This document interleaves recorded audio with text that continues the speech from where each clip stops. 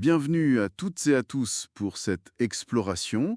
Aujourd'hui, on se penche sur des documents variés concernant la culture et l'identité maori contemporaine. Oui, on a des articles, des recherches, même des notes personnelles, c'est assez riche. Ça parle de tradition, du tamoko, le tatouage, ou encore des maracas, les jardins nourriciers. Exactement. Et notre but, c'est un peu de décortiquer tout ça. Essayer de saisir comment l'identité et la culture maori s'expriment, évoluent aujourd'hui, à travers ce qu'on a lu. C'est ça, voir les points clés qui ressortent de ces perspectives différentes. Bon, alors attaquons. Ce qui saute aux yeux d'abord, je trouve, c'est cette visibilité de plus en plus grande de certaines pratiques. Le tamoko, par exemple. Ah oui, le tamoko, et aussi cet intérêt renouvelé pour le tikanga, le protocole. Oui, parlons du tamoko d'abord. Le moko facial, surtout. L'impact visuel est indéniable. Les documents rappellent bien les réactions historiques, hein. Oui, entre fascination et parfois carrément répulsion chez les premiers Européens. C'est ça. Et aujourd'hui, c'est plutôt de la curiosité. Mais il y a aussi toujours des préjugés, des attentes. Il y a cette anecdote dans une des sources. Ah oui, celle de la femme paqueraie âgée qui demande à Otewa si son moko au menton, le moko kawaii, est vrai. Ça montre bien cette étrangeté persistante pour certains. Mhm. Et techniquement, c'est fascinant ce que les sources expliquent sur la méthode traditionnelle. Tout à fait. Ce n'est pas la méthode polynésienne classique avec le peigne, hein. Le tamoko traditionnel, c'était vraiment inciser la peau. Ça créait des sillons, un peu comme une sculpture sur bois en fait. Une sculpture sur bois. D'où l'expression mataora, le visage vivant, c'est ça? Exactement, c'est directement lié. Et bien sûr, les outils ont évolué, de l'os au métal, et puis maintenant les aiguilles et les machines modernes. Cette comparaison avec la sculpture, c'est fort. Ça donne au tamoko une charge symbolique peut-être différente d'autres tatouages. Ah bah oui, complètement. Cette méthode unique, ça renforce ce lien très profond avec l'histoire, les ancêtres, l'art maori traditionnel. D'accord. Et d'ailleurs, cette résurgence qu'on observe depuis les années 70-80, mentionnée dans plusieurs textes, Oui. c'est une affirmation identitaire très très forte, surtout pour les jeunes générations, tu vois. Les motifs, le koru pour la croissance, la filiation, le manaya comme gardien, tout ça est chargé de sens, de wakapapa, la généalogie. Et cette affirmation identitaire, forcément, ça soulève des questions, parfois complexes. Je pense notamment au débat autour du moko kawe. Ah oui, le tatouage spécifique des femmes au menton, c'est un point sensible. Les sources en parlent, oui. Précisément, certains articles, comme celui du spin-off, y mettent bien en lumière ce débat, hein.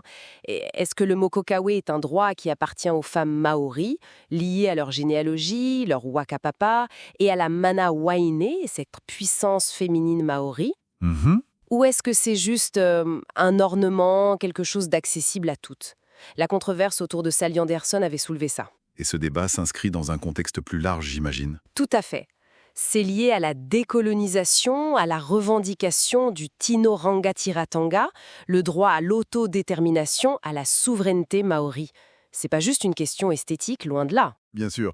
Bon, au-delà de ces marqueurs très visibles comme le tamoko, les documents nous parlent d'une autre connexion essentielle qui est en pleine revitalisation, Laquelle? celle à la terre, à travers les maracais, les jardins nourriciers. Ah oui, les maracais, c'est passionnant. Les initiatives comme Koanga Kai, par exemple, ça montre bien que ces jardins, ça va beaucoup plus loin que juste produire de la nourriture. C'est-à-dire, Ça vise le haora, le bien-être mais au sens large, holistique, et aussi le mana motoake, la souveraineté alimentaire.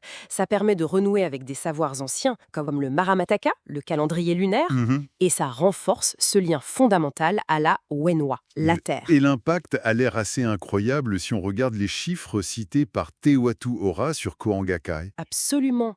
Quand tu vois que 95% des participants disent ressentir une élévation de leur wairoi, leur esprit, et 94% un renforcement de leur mana, c'est énorme. Oui, c'est très parlant. Ça montre quasi scientifiquement le lien direct entre cette pratique culturelle et le bien-être global.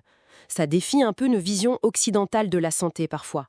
La souveraineté alimentaire devient aussi une souveraineté spirituelle, culturelle. Et les témoignages personnels qu'on trouve dans les sources sont aussi très touchants. Ah oui, la fierté des jeunes, les rangatali, qui s'y mettent, l'importance des souvenirs partagés entre générations autour du jardinage. Il y a cette personne qui dit que jardiner m'aide à me sentir plus connectée à ma vie. C'est fort. Très fort. Mais bon, face à cet idéal, quelle est la réalité? Les défis existent, j'imagine. Oui, oui, bien sûr. Les sources les mentionnent, hein. Le coût des semences, le manque de temps et surtout l'accès à la terre.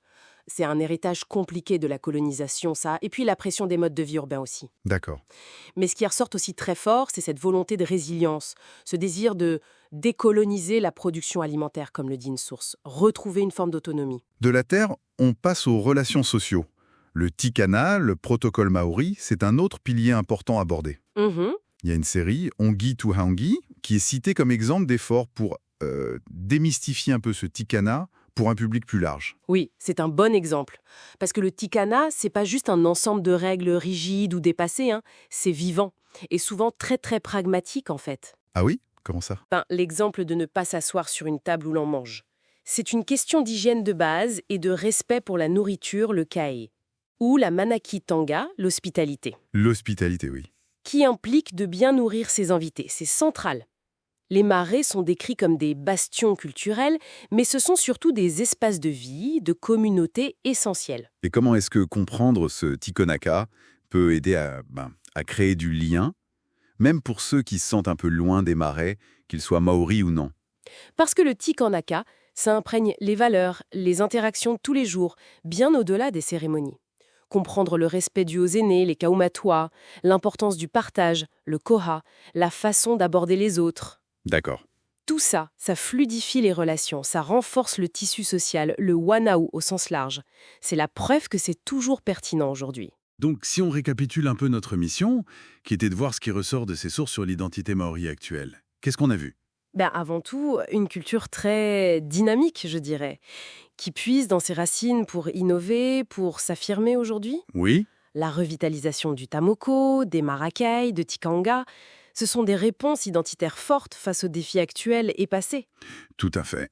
Et le fil conducteur, vraiment qui traverse tous ces documents, c'est cette connexion très forte, intrinsèque, entre l'identité individuelle et collective, la culture vécue au quotidien, la terre, la wenua, la communauté, le wanau. Et la souveraineté, le tino rangatiratanga. C'est vraiment là que réside la source de cette vitalité et de cette force. Et pour finir, peut-être une petite question à laisser à nos auditeurs. Comment est-ce que le fait de comprendre, de respecter des expressions culturelles aussi spécifiques, aussi chargées de sens que celles qu'on a explorées là, comment est-ce que ça peut, au final, enrichir notre propre façon de voir l'identité, l'appartenance dans ce monde de plus en plus connecté? Bonne question pour la route. Merci beaucoup pour votre écoute attentive de cette discussion.